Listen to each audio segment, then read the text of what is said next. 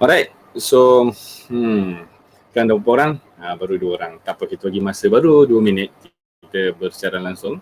So kita bagi sedikit masa kepada kawan-kawan kita. So sebelum kita bermula dengan tajuk kita hari ni, so nak tanya lah korang dah macam mana dah ni orang kata apa, fasa ketiga PKP ni kan.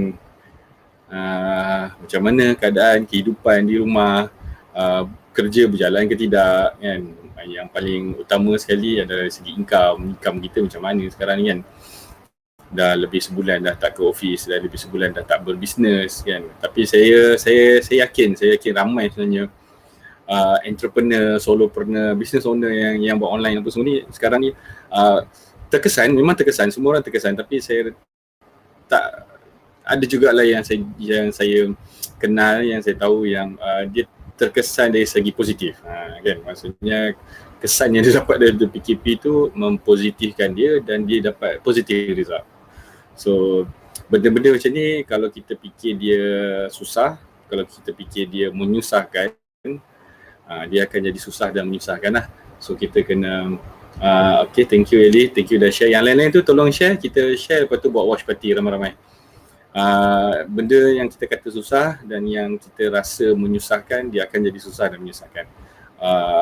Walaupun benda yang kita kata senang dan menyenangkan tu belum tentu senang dan menyenangkan kita, tapi at least the first part of the mindset tu dah betul dah. Kita memudahkan apa yang sebenarnya susah kan. So it's just a mindset. Yes, saya pun terkesan, semua orang terkesan. Saya itulah, ada banyak pengajaran yang kita boleh dapat daripada PKP kali ni untuk ke depan ni. So ada banyak benda yang kita kena ubah, kita kena tambah, kita kena buang kehidupan kita dalam bisnes kita. So it's good thing. On one side is good thing, but on the other side is benda yang sangat perihal untuk kita lalui kan. Alright, so that's why lah saya buat sesi berchat ni. So at least inilah kemampuan yang saya ada, inilah knowledge yang saya ada, yang saya boleh kongsi dengan korang kan.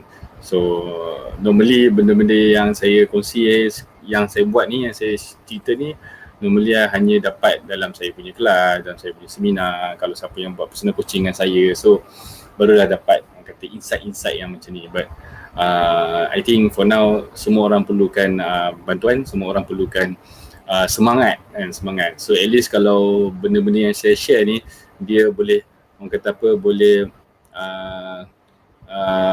switch on semangat ataupun idea, tiba-tiba dapat idea nak buat macam mana, nak survive kan.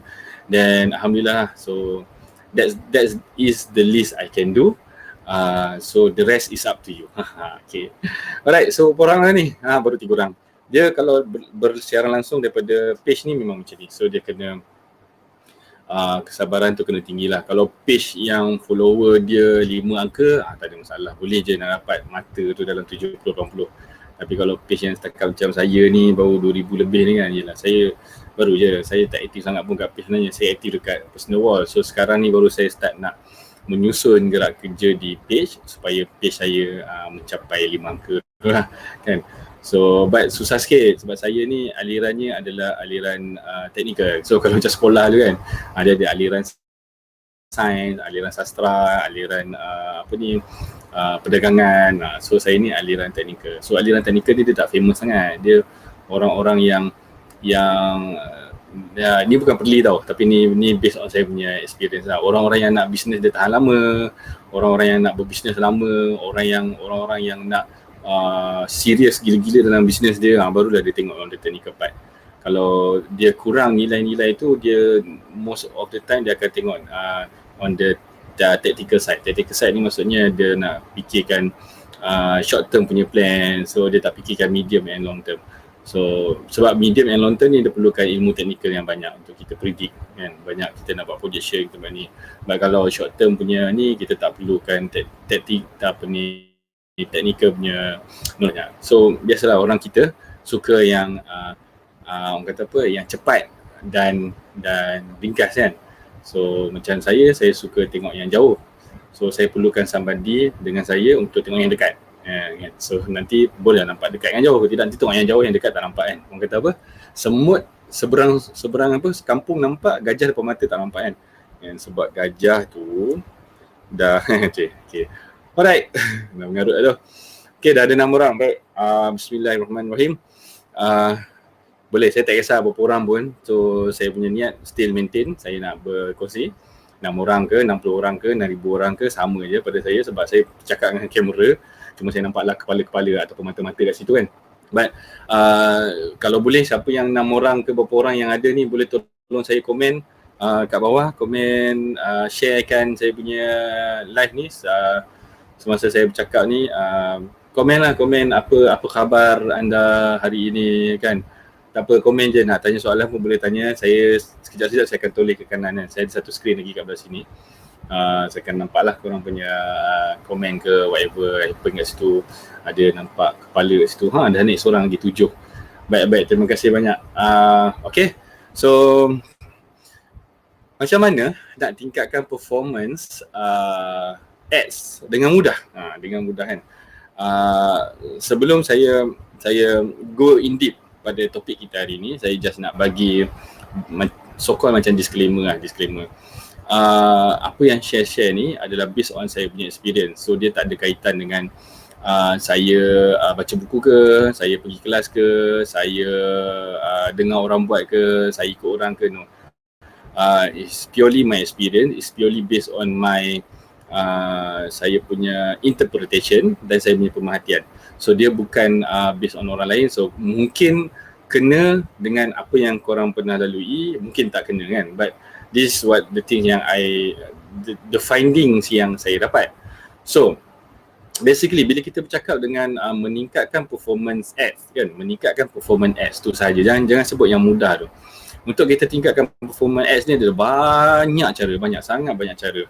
Dan cara yang paling mudah, bukan mudah yang saya masukkan, cara yang paling selalu, cara yang paling selalu orang buat adalah dengan kejap, korang dengar tak saya punya suara ni? Cuba komen jap. Suara saya jelas ke tidak? Sebab saya tak nampak saya punya tu naik. Saya punya mikrofon tu tak naik pun. Cuba komen je 2-3 orang suara saya punya visual dan audio adakah mencapai KPI yang ditetapkan oleh siaran langsung di TV FB. Komen-komen lagging dia lebih kurang dalam 30 saat kot boleh korang dapat kan. Jelas ke tidak jelas sebab macam tak ada ni je. Tak ada respon je. Hello, dengar tak? Komen. Jelas. Yes, Munir, thank you. Abdul Syakur, thank you. Ada pun orang, ya kan tak ada orang. Okay, so bila kita sebut tentang nak tingkatkan performance ads ni, FB ads ni kan, dia cara yang paling selalu orang buat adalah bermain dengan copywriting kan, bermain dengan content of the ads itself. Kalau dia guna video, dia mungkin tukar video dia ataupun dia gunakan Insta famous ke, dia bukan panggil Insta famous, dia panggil influencer ataupun dia guna model yang cantik. So most of the things yang kita improve adalah pada kita punya ads kan, pada kita punya copywriting, pada kita punya video, pada kita punya gambar. So that is the simplest thing yang orang selalu buat lah bila kita nak meningkatkan performance ads kita. But the question is until we run the ads kan, kita dah tukar copywriting, kita dah tukar video ke whatever yang kita buat. Yes, Ida Haru ada lagi hari ni. Terima kasih banyak-banyak. Hari-hari dia ada. Jelas, thank you. Okay, bila kita dah tukar copywriting, bila kita dah tukar video, kita tukar whatever lah dekat ads tu kan, ads punya bahagian tu, ads copy. Kalau saya sebut sebagai copy lah, copy iklan kita kan. Ada tak satu tools yang kita boleh guna untuk bagi tahu kita copywriting yang kita dah tukar tu lagi bagus daripada copywriting yang hari tu? Kan? Ada tak tools yang kita boleh guna untuk bagi tahu kita video yang kita tukar, video baru yang kita buat tu lagi bagus daripada video yang hari tu? Kan? Jawapannya tak ada. Bila tak ada, how can you be sure yang copywriting baru ataupun video baru tu lebih bagus daripada hari tu. Kita takkan boleh sure, kita takkan boleh pastikan yang tu lagi bagus. Kita cuma rasa dia lagi bagus. Bila kita rasa dia lagi bagus, bermaksud kita syok sendiri kan. So kita pun run lah ads tu. Kita run ads tu atas orang kata apa, atas perasaan yang orang kata apa, perasaan yang macam okey kot, mesti jadi ni, copywriting dah sedap ni, dah tanya dah 2-3 orang, orang kata best copywriting ni. Yes, itu hanyalah orang kata apa, pendapat orang dan bila orang rasa. Bila kita bermain dengan FBS ni, kita juga bermain dengan algoritma yang ada kat belakang tu kan. So apa yang orang suka belum tentu algoritma tu suka, dan apa yang orang nampak belum tentu apa yang algoritma tu nampak. So dia tak sama. So yes, of course, bila kita nak improvekan kita punya iklan, copywriting dan video adalah antara benda yang memang kita kena improve. So macam mana kita nak tahu sama ada benda tu lagi baik daripada yang sebelumnya? We don't know. So the best way to at least dapat some idea of the quality copywriting tu adalah bertanya dengan ramai orang. Sebelum kita buat ads tu, kita tanya orang ni copywriting ni macam mana. Ataupun kita bagi dia dulu copywriting tu, kita tanya dia which one is better kan. Mungkin kita buat copywriting baru tu lagi hampir daripada yang first kan, kita tak tahu.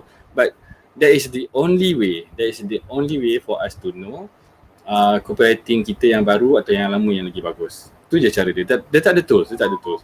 So next kita pun run iklan. Bila kita run iklan dengan copywriting baru, dengan video baru, kita akan start nampak engagement yang berlaku kat iklan tu. Kita akan nampak cost per katakan video view, cost per traffic, whatever lah. So daripada situ baru kita nampak the actual performance of copywriting ataupun ads copy yang baru tadi tu.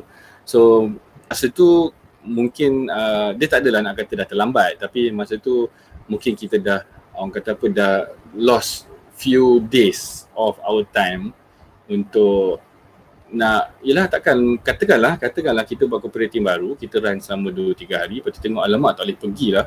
So apa yang kita buat? Kita buat lagi copywriting baru kan. So kita dah rugi 3 hari, rugi lagi 3 hari. Yang rugi budget ads tu letak tepi, because that one is memang marketing, memang marketing. Bila kita sebut pasal marketing, kita letak duit 500 tu jangan fikir nak datang balik. Tu je mindset tu kena ada. So maksudnya bila kita sebut pasal marketing, kita buat FBS is marketing. Kalau kita kata bajet kita 1,000 sebulan, jangan fikir 1,000 tu nak datang balik. Kita kena fikir dulu berapa banyak engagement yang kita dapat, berapa leads yang kita dapat. Jangan fikir 1,000 tu datang balik. The moment kita fikir 1,000 tu datang balik, kita punya mindset untuk buat iklan tu dah salah dah kan. Kalau kita buat iklan untuk sale pun sama juga. Sebelum sampai sale tu kena datang marketing dulu. Sebelum datang customer kena datang leads dulu. So kita punya mindset tu kena kat situ dulu. Kalau kita terus pergi kat ujung, jadi macam saya tengok yang jauh je, yang dekat tak nampak kan. So kita run ads, itu je cara kita nak tahu performance. Dan kalau performance tu tak bagus, kita dah rugi dah beberapa hari. So kita akan ulang benda yang sama. So kita stuck in the same loop. Kita asyik lah buat copywriting baru, asyik lah buat video baru, selagi tak jumpa yang bagus. Okay, itu satu senario. Senario yang kedua, kita dah start dalam loop tu, then kita hit satu copywriting yang bagus. Katakanlah masa kita buat copywriting tu pun kita duk tukar-tukar audience kat ni, tukar-tukar target, tukar-tukar demografi, tukar-tukar interest kan. So kita hit lah satu setting yang memang sedap lah orang kata kan. Memang kita jalan ads tu, banyaknya leads masuk. So by that time it's okay lah, kita pun dah okay apa semua kan. And then bila iklan tu berjalan, katalah jalan selama 2 minggu, 3 minggu, sebulan, dia dah start downgrade kan. Kita panggil ad fatigue. Bila ad tu dah start fatigue, leads pun dah kurang, cost dah makin naik, reach pun dah tak cantik kan, engagement pun song-song kuku. So kita akan back to the same loop. Kita akan back to the same loop yang kita buat sebelum tu. Kita pun tukar copywriting, tukar video, kita buatlah benda yang sama sampai abang Jamil kahwin satu lagi kan, contoh. So maksudnya dia tak ada ending to that thing, because one thing for sure, Facebook akan nampak kita tak ada clear direction. Kita selalu tukar-tukar benda, kita selalu try. Dan the moment kita submit banyak ads yang tidak berkualiti, the whole account akan seem like tidak berkualiti. So untuk kita menaikkan balik kualiti kita tu agak sukar, sebab kita kena maintain a good quality, a series of quality ads, baru kita dapat a good scoring dalam kita punya ads. So ini yang saya nak ceritakan hari ni, ini yang saya nak share hari ni, berkenaan macam mana kita nak buat tingkatkan performance ads kita dengan mudah tanpa kita tahu pasal copywriting, tanpa kita tahu pasal teknikal sangat, tanpa kita pening-pening nak tanya orang copywriting mana bagus tak bagus. For me personally, kalau tanya saya copywriting kat mana pun okey, as long as dia tidak mengarut maksudnya kita jual sandwich, kita copywriting kita pasal sandwich, tak ada masalah. Kita jual shampoo, copywriting kita pasal shampoo, tak ada masalah. Kita jual topi, copywriting kita pasal topi, tak ada masalah. Jangan jual topi, copywriting pasal kerbau, pasal sirap. Itu dah digelar macam viral, ada storytelling. Storytelling pun ada cara dia macam mana kita nak kaitkan dengan produk kita. Yang tu kena tanya Tuan Izan. Tuan Izan terror buat storytelling. Saya buat storytelling tak terror. Story hearing saya terror. Duduk depan saya, bercerita dengan saya dengar kan. Okay, so before saya proceed lagi, kita punya mata ada 6 je hari ni. Boleh tak tolong saya sharekan lagi video ni, ajak kawan-kawan kita sekali join, at least dapat 10 orang pun okey lah kan. Kalau tak dapat berbelas-belas, berpuluh-puluh, saya okey je. Saya nak, dalam video ni nanti saya akan archivekan untuk kegunaan di masa depan. Sebab saya pun masih belajar. Saya pun sekarang ni sebenarnya saya buat siri berchat ni sebenarnya untuk refresh balik my knowledge, nak my saya punya ni lah, saya punya skill sebenarnya. Okay, alright. So cakap macam tu naik 1 kan. Naik 7. Okay, alright. So macam mana cara yang saya guna dan saya selalu sarankan orang untuk tingkatkan performance ads dia dengan mudah tanpa dia buat pening-pening copywriting, tanpa dia pening-pening kat technical. Okay, bila kita sebut pasal APS ni, dia ada beberapa benda yang Facebook tengok dalam proses dia nak buat bidding. Bidding tahu kan, bila kita submit ABS, kita akan compete dengan orang-orang lain yang buat ABS juga untuk dapatkan audience yang sama. Contoh kalau korang buat iklan nak reach ke saya, ada 10 iklan ni akan bidding sesama sendiri, harga siapa paling tinggi, siapa dah semua, untuk dapat iklan dia lalu kat wall saya, untuk parity-kan iklan dia lalu kat wall saya. Sebenarnya wall kita ni sebenarnya banyak iklan, tapi kita jarang scroll ke bawah. Kalau kita scroll ke bawah, kita akan jumpa iklan-iklan yang katakan 10 orang tadi tu, kemungkinan besar 10 punya iklan tu akan kita nampak. Tapi kita scroll ke bawah, which is saya tak rasa ramai orang yang akan scroll kita punya wall sampai ke bawah-bawah tu kan. So that's why dia panggil priority. So daripada 10 orang tu, siapa yang get the priority, dia akan dapat. Contoh macam Google lah, bila kita buat iklan Google dapat first page kan. Sebenarnya iklan semua ada, cuma second page, third page tak tahu kat mana kan. SEO, kalau siapa tahu pasal SEO. Okay, so konsep dia lebih kurang sama. Cuma macam mana Facebook menentukan priority dengan non-priority kan. First kali, of course ada segi dia punya budget. Budget ni adalah benda pertama yang Facebook tengok untuk menentukan di kumpulan mana kita akan berada kan. Sebab dia ada satu fair punya bidding proses kat situ. Dia tak ada macam kita buat iklan sehari RM10, kita akan berlawan dengan orang yang iklan sehari 200, 300 kan. No, dia ada dia punya orang kata apa, grouping dia. Okay, ni group low bidding, ni group medium bidding, ni group high bidding. So normally group high bidding ni dia akan compete dengan orang yang high budget. Low bidding ni compete dengan orang yang low budget. So chances untuk chances untuk orang low bidding untuk mendapat the large portion of the crowd tu tidak setinggi orang yang ada duduk dekat dalam high bidding. Cuma orang yang dekat high bidding ni, dia akan membayar kos yang lebih tinggi daripada orang yang duduk dalam low bidding ni. Dia ada pro and cons dia. So kalau kita ada budget yang besar, always duduk dekat high bidding, sebab kita akan dapat a better reach, a bigger reach. Sebab ABS ni is all about reach. Kalau kita membayar Facebook untuk reach, bukannya untuk message ke, untuk klik ke, untuk traffic ke, no, kita bayar untuk reach. Kita dah bayar siap-siap dah, kita beritahu Facebook kita ada bajet RM10 sehari. Okay, Facebook beritahu, okay, untuk 1000 reach kau kena bayar RM12. So maksudnya hari ni tak sampai 1000 reach lah, contoh.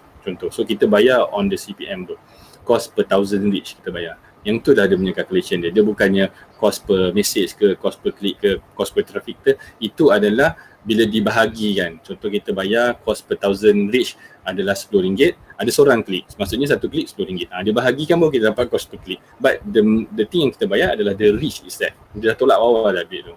Okay. So macam mana kita nak improve performance kita tanpa kita pening-pening operating kan.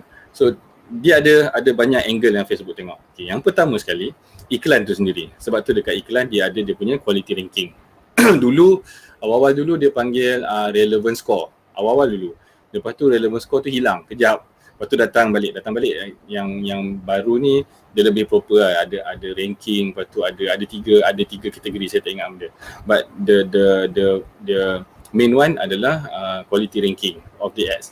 So dekat situ is number one. Yang ini adalah direct comparison between content yang kita bagi dalam ad copy kita punya copywriting, kita punya video, adakah direct connect dengan audience kita punya setting tu, kita punya interest ke, kita punya behavior ke. Kalau connection tu direct ataupun connection tu banyak, maksudnya daripada a group of people yang kita set tu, katalah potential reach kita 100,000, ada 30 ke 40,000 orang yang memang connected dengan message yang kita bagi tu, maksudnya dari segi engagement lah, dari segi result. So kita punya quality ranking tu tinggi. Dan quality ranking tu bukannya sekadar melihat result. Dia tak tengok result semata-mata. Contoh kalau kita buat messages, dia tak tengok berapa message yang masuk semata-mata. Banyak lagi benda lain dia tengok.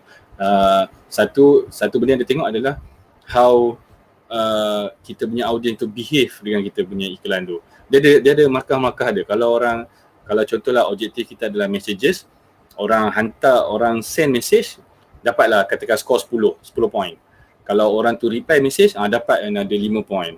Kalau orang tu, katakanlah kita punya objektif messages tapi ada video kan, orang tu tengok video tu tapi dia tak send message, dapatlah 2 point. Kalau lalu dekat wall dia berhenti, dia tak buat apa tapi dia berhenti. Mungkin dia tengah baca copywriting ke apa ke, tapi iklan kita tu berhenti dekat focus point dekat screen dia tu, dia berhenti sebab yang tu Facebook boleh detect, dapatlah 1 point. Contoh, those are the scoring teknik yang Facebook guna yang menyebabkan memberi markah kepada ranking, quality ranking tadi tu. So itu satu benda, itu dekat ads punya parts. So and then bila kita bercakap pasal bidding ni, kalau bidding yang lelong-lelong tu 2 dinar, 1 dinar, 1 darham apa semua kan, yang itu straightforward. Dia bagi harga, okey sebab dia harga se. But Facebook punya bidding ni dia bukan harga semata-mata. Saya dah sebutlah satu untuk ads tu punya quality. Yang kedua, ads account tu sendiri yang menentukan scoring dia. Scoring kepada bidding tu. Maksudnya bila masa bidding tu dia ada scoring lain pula. Dia ada, sebab kan saya cakap ada grouping tadi tu. Katakanlah kita duduk dalam group lower bidding punya group kan, yang kita ada cost budget rendah. So dalam situ pun dia kena ada ranking dia. So dia punya nak sebut kasta tak sedap. Dia ada dia punya level dia. So dalam lower group ni ada level dia. So level yang tinggi ni akan dapat the most reach and the most quality of people. Sebab kita ni kan, as a pengguna Facebook, atas kepala kita masing-masing ni ada banyak tag. Contoh macam saya, kepala saya mungkin tagging saya adalah orang yang suka hantar message, atau my secondary tag adalah orang yang suka tengok video. Lepas tu ada tag lagi bila saya aktif. Lepas tu ada tag lagi berapa banyak iklan yang saya pernah engage. Lepas tu ada tag lagi, banyak tag atas kepala saya. So based on that tag tu, saya ada saya punya level of quality in term of Facebook punya engagement lah. So siapa-siapa yang di-rankingkan iklan ads account yang di-rankingkan di level atas ni akan dapat orang-orang yang macam tu kan. So dia ada perbezaan dekat situ. So satu. So ads account, macam mana kita nak pastikan ads account kita ni sentiasa dapat high ranking. Macam saya cakap tadi, lagi banyak iklan yang kita buat yang kurang quality dia, maksudnya kita buat iklan, lepas tu ranking dia, quality ranking dia tak bagus, lepas tu kita buat baru kan, macam looping yang tersekat dalam loop saya cakap tadi tu. Yang benda tu akan menyebabkan kita punya scoring tu jatuh, scoring ads account kita jatuh. So untuk pastikan ads account kita dapat scoring yang tinggi dalam bidding, kita kena pastikan setiap ads yang kita buat tu dah betul-betul di setting, dah betul-betul dikenal pasti yang akan bagi impact yang direct pada target kita. Maksudnya video ataupun copywriting dengan target audience yang kita setting tu mesti match. Dan saya dah explain dalam, saya tak ingat siri ke-3 ke-2 pasal macam mana nak match kan dua benda ni kan. So once that match, setiap iklan yang kita buat, walaupun iklan tu tak mendatangkan leads yang banyak, walaupun iklan tu tak mendatangkan sales yang banyak, as long as quality ranking dia tinggi, ads account kita punya ranking akan naik. Okay, itu ads account. Ads, lepas tu ads account, dan yang ketiga adalah page tu sendiri. Page kita buat ads wajib ada page kan. Saya tak sure sekarang boleh lagi ke tidak. Saya rasa dulu ada satu masa tu saya detect boleh run ads tanpa ada page dulu lah, tapi saya tahu ada lagi kita sekarang. But abaikan yang tu, but page adalah yang penting. So macam mana kita nak naikkan ranking page? Macam mana kita nak naikkan quality page kita supaya bila setiap kali kita buat iklan, setiap kali kita bertarung di dalam dewan bidding Facebook tu, kita dapat ranking yang tinggi. So bila kita dapat ranking yang tinggi, kita akan dapat the bigger reach and at the lower cost, at the lower price kan. So dia macam ni. Dekat kita punya page kan. Sebab tu saya sekarang ni baru start nak page. Sebenarnya saya dah tahu benda ni lama, tapi saya duk bagi tahu orang je, saya tak buat kat page saya sebab saya punya niche ni sangat kecil. Sangat kecil maksudnya is online technical knowledge kan. Sangat kecil niche tu. Kalau online business knowledge tu besar niche dia kan. Contoh, buatlah apa tajuk pun, macam mana nak dapatkan orang kata the tactical punya part, besar niche dia, tapi technical punya part niche dia besar. Ni lah korang-korang ni je lah yang ada ni, yang 8-10 orang ni kan. So dia punya niche dia kecil. So untuk saya push saya punya page sebelum ni agak susah, so saya push di saya punya personal wall dulu. But kita balik pada page. So macam mana kita nak pastikan ads ranking kita tinggi dengan memastikan konten-konten yang kita bagi kat page kita mendapat engagement yang tinggi.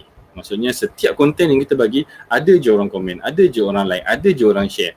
Dia jangan sampai kita punya page tu, bila kita buat post dekat page kita, orang tak komen, orang tak like. Kalau ada like pun ada seorang, tapi page tag ada 20,000, 30,000 kan, yang komen seorang kan. So kat situ Facebook akan nampak whatever content yang kita bagi is not relevant to the person yang kita reach kan. Dia punya penakkulan mantik dia very simple. Kalau dekat page kita sendiri pun konten kita tidak di-engage oleh follower kita punya page, apatah lagi bila kita buat iklan dan ditunjukkan kepada strangers kan. Itu je, Facebook fikir macam tu je. Macam kau punya konten dekat page sendiri pun orang tak engage, ni kau buat konten untuk bagi tunjuk kat orang lain. So dia akan ranking, kita punya scoring tu akan jatuh lah, akan jatuh teruk. So kena pastikan whatever konten yang kita bagi kat page kita tu mesti ada engagement yang tinggi. Mesti. Kalau tak tinggi pun at least ada engagement yang okey lah kan.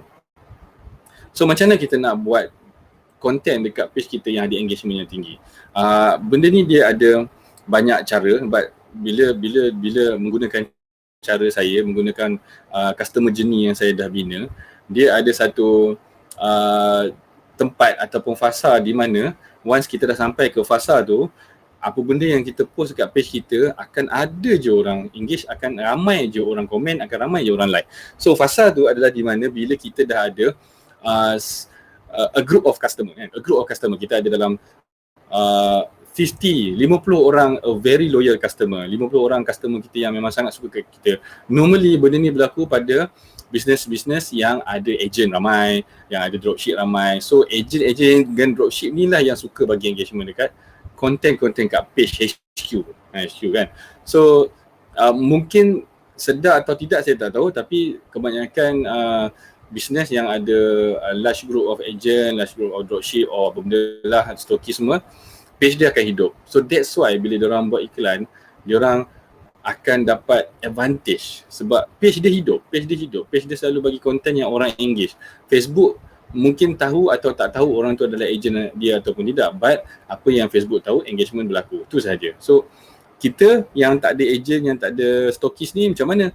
So kita kena ada satu fasa, kita panggil fasa bertendang lah. Bertendang ni maksudnya buat tak jadi kita maju kan, kita tendang kursi. So fasa bertendang. Kita kena lalu fasa tu sampailah to the time yang kita dah ada a good group of people yang whatever content yang kita bagi kat page kita, dia akan engage. So macam mana kita nak pastikan dia orang engage tu, itu berbalik pada kita punya copywriting dan content kita.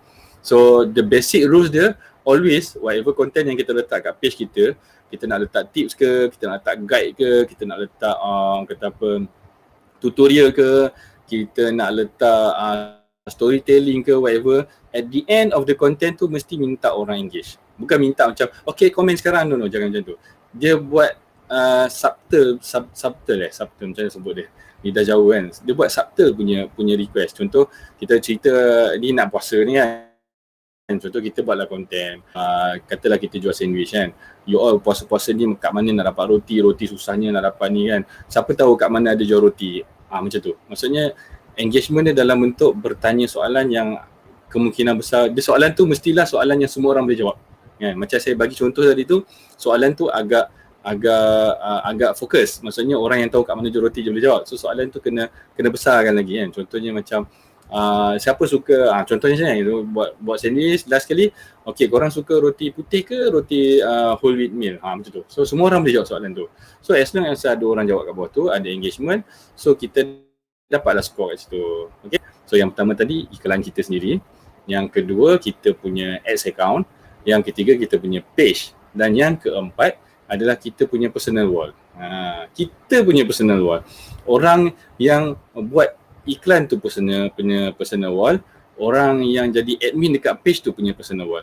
Okay, dulu ada satu masa, saya rasa pertengahan tahun lepas kalau tak salah saya, Facebook dia agak strict sikit kepada semua admin-admin yang ada dalam group tu. Contoh dalam page. Dalam page tu ada 4 orang admin kan, ada 4 orang admin. Dan salah seorang admin ni, dia pun admin kepada page yang lain, which is page yang lain tu dia ada buat onar kat Facebook. Onar ni maksudnya menjual barang yang tidak dibenarkan, melanggar polisi ads Facebook, whatever lah, mungkin iklan dia punya ads account dia untuk page tu dah di block, dah di yang dipanggil apa, dah di flag kan. Benda tu akan efek kepada page lain yang dia jadi admin juga. Ada satu masa tu memang jadi macam tu, sebab saya punya masa tu saya jadi kat saya ada 2-3 page saya punya student yang saya admin, tapi page tu nak buat iklan dah tak boleh. So disebabkan dia keluarlah alasan dia kat atas tu, dia kata one of the admin, benda tak ada satu masa tu. Saya tak sure berapa lama benda tu bertahannya tu, but now saya tak dengar dah cerita tu, mungkin dah tak ada. But the thing is, bila kata benda tu ada kat situ, maksudnya benda tu ada ukuran, ada weight kat situ, ada weight. Maksudnya kalau kita punya page tu ada admin yang suka buat onar, boleh kata the best solution adalah remove dia. Remove dia, dan kita punya page tu akan dapatlah some advantage. Ataupun the long way to do it is kena pastikan dia jadi a good boy for a long time, or for a period of lama lah. Dia bukannya kena jadi good boy 2 hari 3 hari, tak, dia kena lama. Dia kena provekan yang dia dah baik kan. Sebab kita nak provekan satu pattern pada algorithm, so kita kena buat pattern tu dengan lama sampailah algorithm Facebook capture, okay dia dah baik kan. So dia ada AI kat belakang tu. So personal wall kita, macam mana kita nak bagi personal wall kita naik? Simple je. Personal wall sama macam dekat page tadi, cuma beza dia dekat personal wall ni dia lebih mudah untuk kita naikkan engagement, dia lebih cepat untuk kita naikkan engagement, dan dia lebih, orang kata apa, lebih praktikal lah, lebih praktikal. Sebabnya bila dekat wall kita ni, kita ada kita ni kawan, kita ada kita ni family kan. So macam mana pun kita post, akan ada orang komen selagi benda tu berkaitan dengan diorang. Cuma sekarang ni, lately lah 2-3 bulan ni, saya dah perasan satu benda. Saya dah test, memang benda ni saya test sendiri sebab saya suka test Facebook punya behaviour kan. Saya duk cakap pasal orang punya behaviour, customer punya behaviour. Saya duk test Facebook punya behaviour. Saya test few months back kan, 2-3 bulan ni. Bila saya post benda-benda berkenaan dengan kerja lama saya lah. Kerja lama saya dulu, saya kerja kat Telekom, saya buat ni kan. Yang akan engage, yang akan like adalah kawan-kawan lama saya dulu kat Telekom. Dia orang-orang lain tak ada yang like. Ni cerita like lah, sebab like semua orang boleh like kan. Saya tak sure sama ada benda tu lalu ke tidak dekat wall orang lain selain daripada geng-geng lama saya kat company lama. Pattern tu ada kat situ. Then next saya test, saya update benda yang berkaitan dengan family saja. Maksudnya saya update pasal anak saya ke benda kan. Yang akan engage tu family saya saja. So the question now is, adakah reach tu Facebook baca dulu atau Facebook determine dulu konten ni sesuai untuk siapa, and then baru Facebook bagi reach tu dekat the target content, ataupun reach tu pergi kepada semua orang tapi hanya family ataupun member company lama sahaja yang engage. So dia ada dua condition. But kalau tanya saya, Facebook ni jarang buat benda random. So dia akan buat benda yang berpandukan data. Contoh, so my assumption is bila saya post something dekat saya punya wall, contohlah saya post pasal family, Facebook akan reach all the group yang saya ada. Group student saya, group Geng Ultra, group family, group company lama. So dia akan post yang tu satu round, dia reach semua satu round, dan dia akan tengok group mana yang engage, then the next phase of the reach tu dia akan fokus pada group yang itu sahaja. Saya rasa dia buat macam tu. Sebab benda yang sama dia buat juga dengan iklan kita sebenarnya. Algoritma yang sama. Cumanya benda tu dulu-dulu tak nampak orang kata apa, tak nampak jelas dekat wall. Tapi sekarang ni sangat-sangat nampak jelas benda tu berlaku dekat wall. So mungkin dia dah guna algoritma yang sama, ataupun sebelum-sebelum ni ada cuma tak nampak kan. So itulah 4 benda. Kita punya ads, punya quality, content, ads copy kita kena memang directly connected. So that's why saya selalu menggunakan menggunakan demographic. So meaning that saya tahu saya bercakap dengan siapa dan apa bahasa yang nak pakai, apa content saya nak bagi. So connection tu dah ada. Yang kedua adalah ads account tu sendiri, kena pastikan setiap ads yang kita buat tu quality ranking dia tinggi ataupun at least medium lah. Kalau banyak yang low, kita punya bidding punya orang kata apa, proses tu akan jadi sedikit rumit lah, susah nak menang. Yang ketiga adalah kita punya page kita tu mestilah ada konten yang selalu orang engage. Senang je konten engage ni, memang kena kerap posting lah, tapi jangan terlalu kerap. Contoh kan, satu hari kita buat 10 post, daripada 10 post tu satu atau dua je yang dapat engagement yang banyak. So dia punya orang kata peratusan skor dia 2/10. So dia tak nak 2/10, kita nak 1/1 atau 2/2. Maksudnya setiap hari tak perlu ada post yang banyak, tapi kena pastikan post setiap hari kena ada at least 1 atau 2, dan setiap post yang kita buat tu mesti ada engagement yang tinggi. Mesti ada engagement. Kita buat 10 post tapi 1 je orang engage, yang 9 lagi Facebook akan kira 1/9. So dia punya skor dia kecil jugalah. Page, lepas page adalah kita punya personal. So ada 4 lah, kita punya personal wall, kena pastikan personal wall kita ni dan kena jadi a good boy. So Facebook monitor benda tu. Kalau kita suka buat benda-benda yang pelik-pelik, jual benda ni, kita sharing memang Facebook tak pernah flag. Tapi kalau ada orang report, Facebook akan buat lah kerja-kerja dia kan. But those are the 4 things yang senang kita nak tingkatkan kita punya performance ads kita. So korang yang ada dalam 10 orang ni, kalau ada soalan, hari ni kita tak lama, hari ni kita lebih kurang dalam 45 minit je. So kita ada banyak masa lagi. Kalau ada soalan, boleh komen dekat ruang komen. Saya akan cuba jawab soalan. Nak tanya apa-apa pun tanya. So basically tanya komen kat bawah tu, saya boleh nampak saya baca. Saya akan menjawab lah sekarang. So basically ini adalah the fundamental of macam mana nak meningkatkan performance ads kita kan. Sebab kita bermain dengan algoritma Facebook. Kita nak algoritma Facebook bantu kita. Kita bukan nak lawan dia, kita nak bantu kita. Kita nak ikut apa benda yang dah dia buat, kita follow supaya dia bagi favor kat kita untuk kita menang reach, dapatkan reach tu kan. Bukan kaya tau, R-E-A-C-H, reach. Betul lah kan, bukan kaya. Okay, so ada soalan. Sila-silalah bertanya.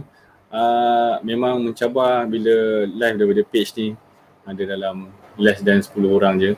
But no worries, baru hari keempat kan. So nanti kita akan try tengok hari ke-10 ke macam-macam.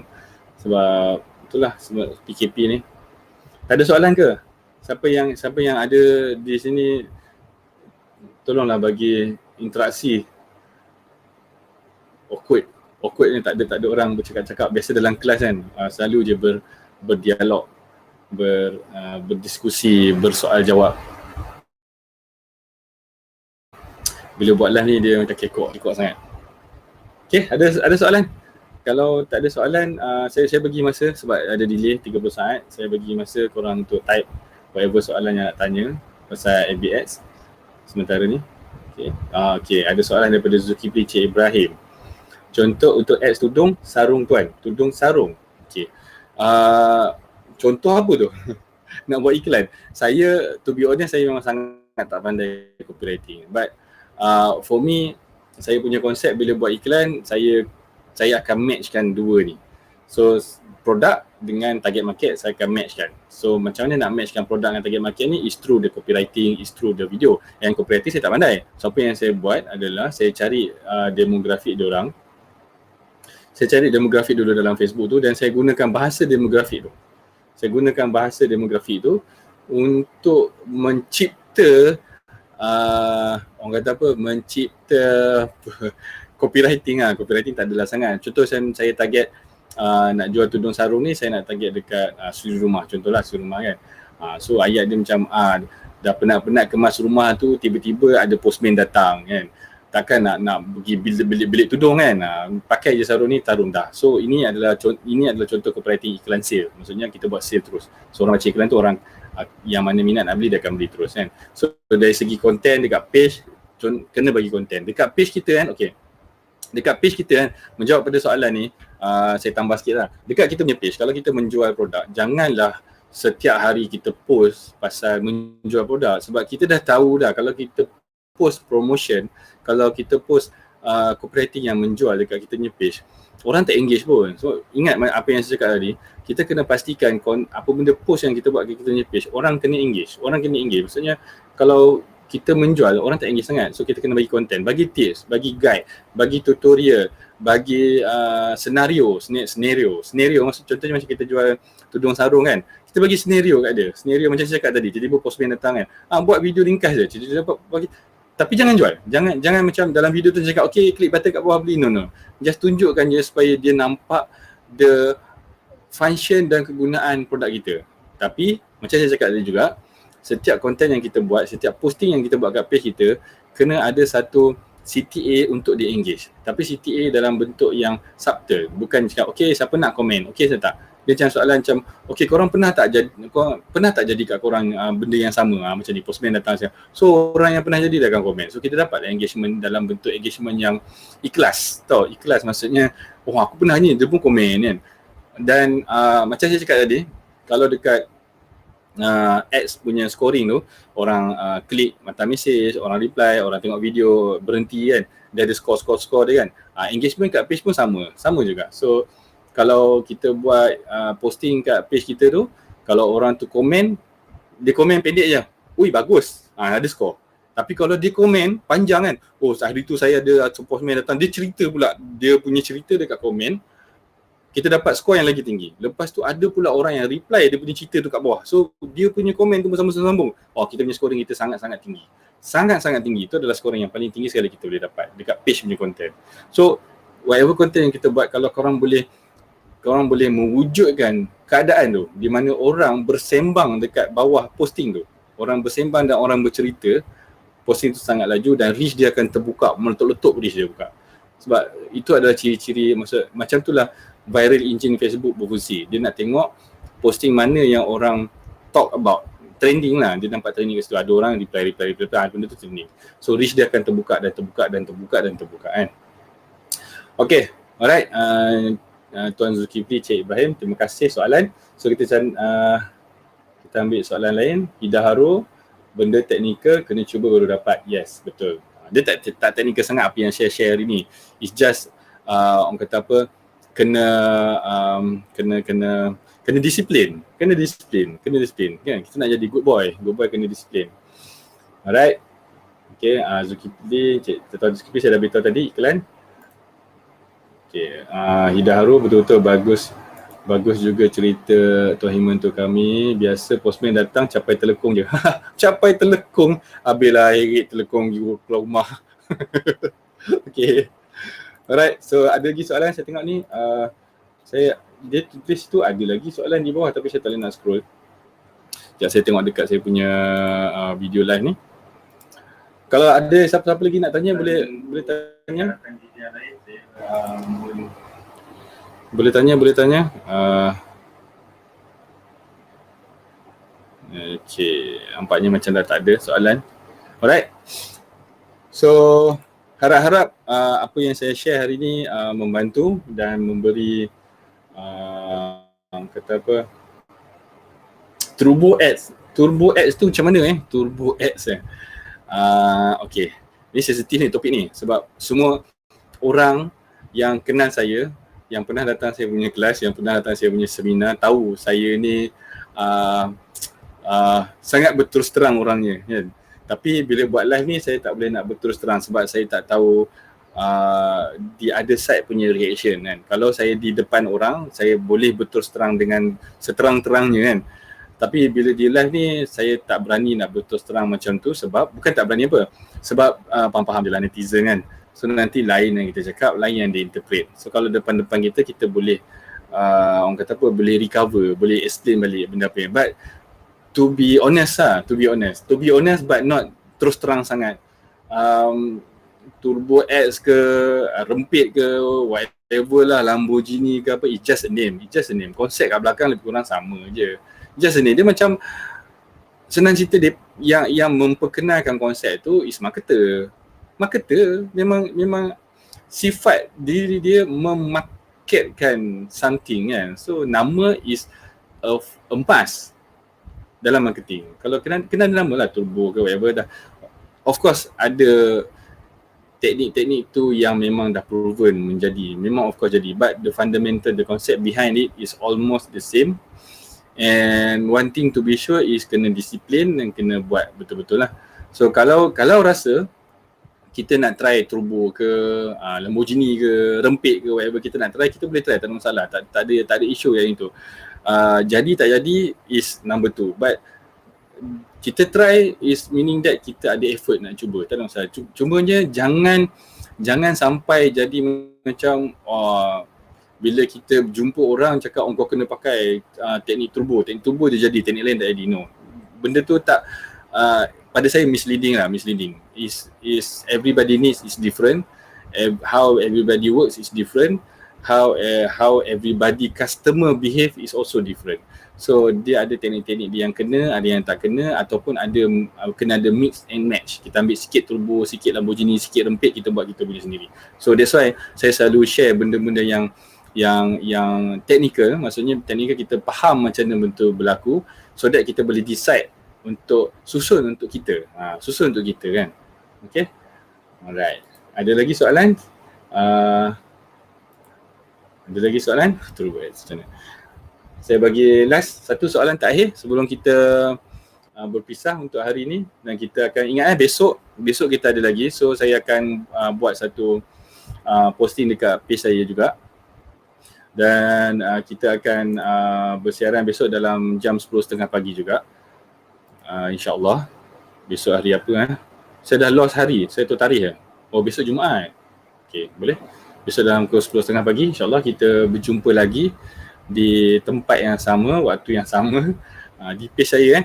So bila saya share tu, tolong bila saya post tu nanti share lah kat kawan-kawan.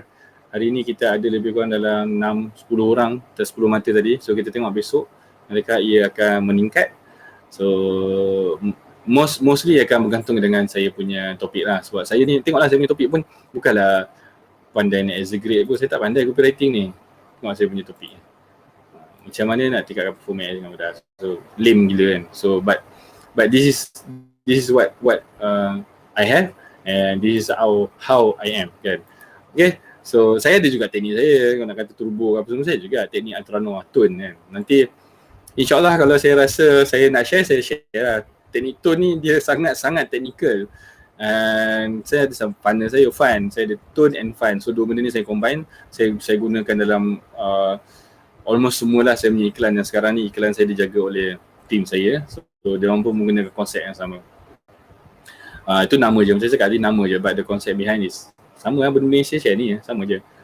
Okay, itu saja buat hari ni. Kita jumpa lagi besok. Ingat jangan lupa besok pukul 10.30 di tempat yang sama.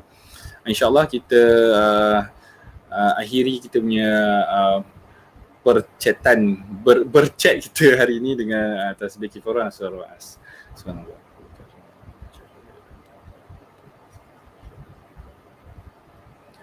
Amin. Okay, baik. Assalamualaikum warahmatullahi wabarakatuh. Jumpa besok. Bye.